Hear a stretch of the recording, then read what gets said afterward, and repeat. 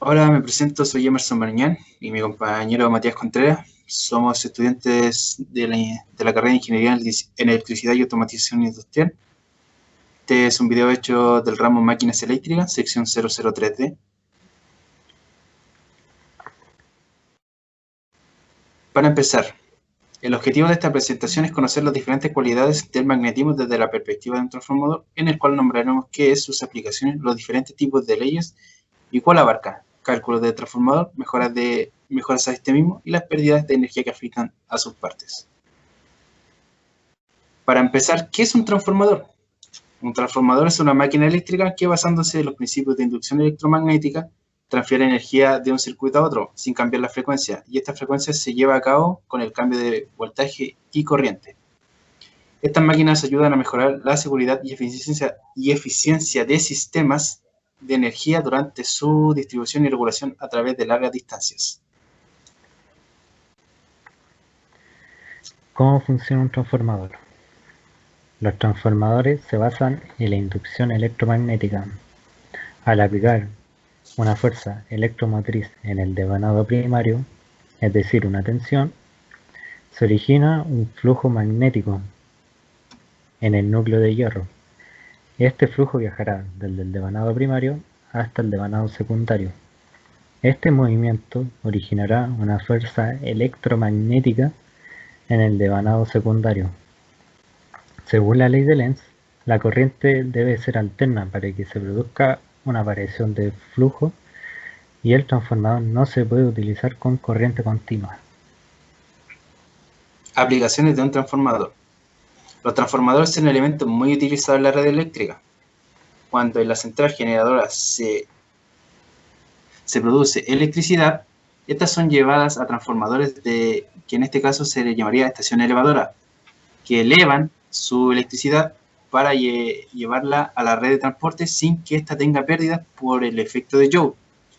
Una vez transportadas, llegan a una subestación en la que son reducidas para que se puedan usar en la red eléctrica doméstica.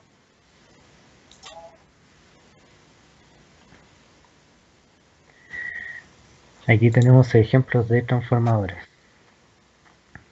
Como podemos ver, en este transformador tendría aquí posicionado su bobinado primario y aquí el secundario. Aquí es donde se le induciría la tensión, y cuando se le induce, por aquí transcurriría el flujo magnético hasta el bobinado secundario. Y aquí tenemos un transformador acorazado. Aquí el bobinado primario y el secundario se encontrarían en su centro, y aquí el flujo se desplazaría de esta manera. Y en este transformador el bobinado se encontraría en su alrededor y el flujo se desplazaría de esta forma. Ley de inducción mutua.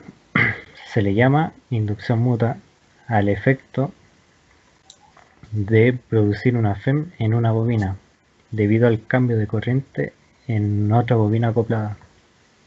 La FEM inducida en una bobina se describe mediante la ley de Faraday, y su dirección siempre es opuesta al campo magnético producido en ella por la bobina acoplada. Es decir, que la inducción mutua se puede definir como la proporción entre la FEM generada en la bobina 2 y el cambio de la corriente en la bobina 1 que origina esa FEM. La ley de Lenz. La ley de Lenz nos explica que siempre que se induce una corriente, su campo magnético se va a oponer a este flujo. Y esa es la fórmula que representa la ley de Lenz.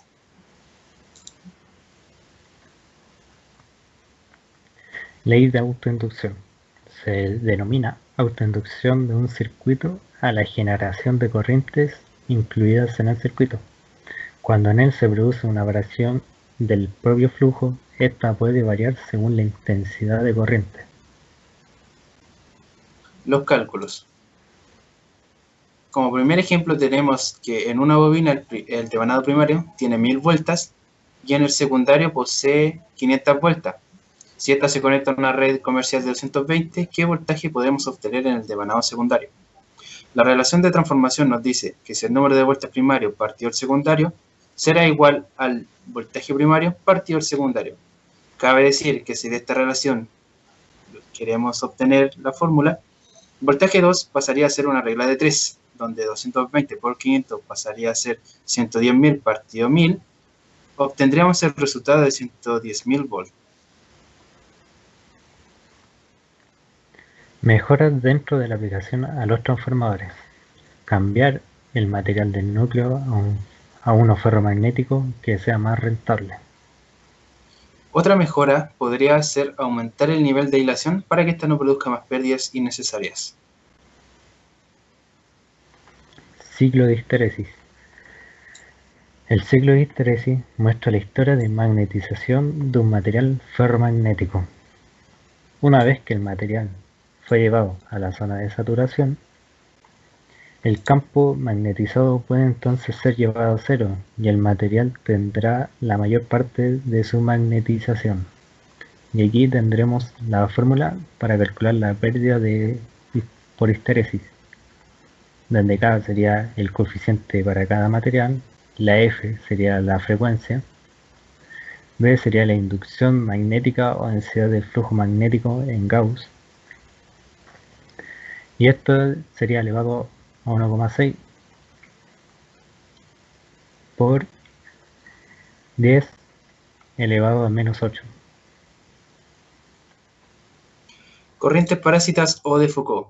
Las corrientes de Foucault se producen en cualquier material conductor cuando se encuentra sometido a una variación de flujo magnético. Cabe decir que en la imagen donde el material es solo, las corrientes de Foucault se ven que están muy conjuntas. Esto produce que el calor va a hacer pérdidas de corriente, mientras que al lado está repartido, las corrientes de Foucault no afectan tanto el material. Cabe decir que las corrientes van a depender netamente del material del que esté construido el flujo magnético. Lo que se encuentra al lado es su fórmula, donde 2,22 es la constante, F será la frecuencia, B la inducción máxima en Gauss, E el espesor de la chapa magnética y 10 elevado a 11 sería otra constante.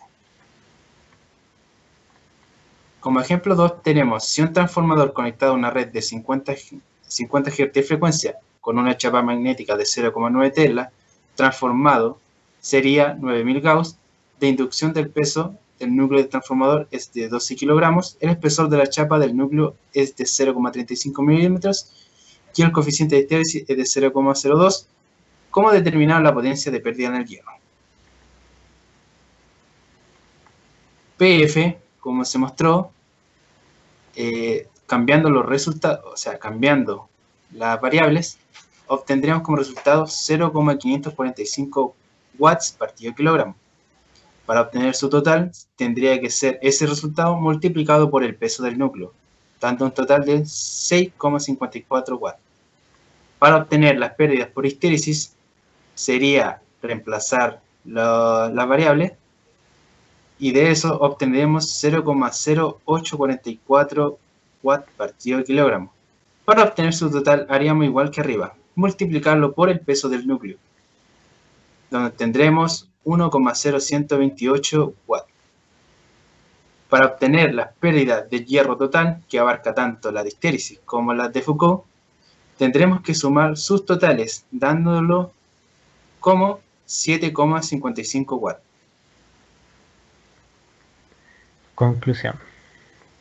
A través del desarrollo de esta presentación logramos el objetivo que nos planteamos, pues aplicando los conocimientos adquiridos en clases, pudimos desarrollar el principio de funcionamiento del transformador con sus respectivas cualidades, cálculos y las pérdidas de corriente que podía tener su bobinado. Sin nada más que agregar, agradecemos su atención. Muchas gracias.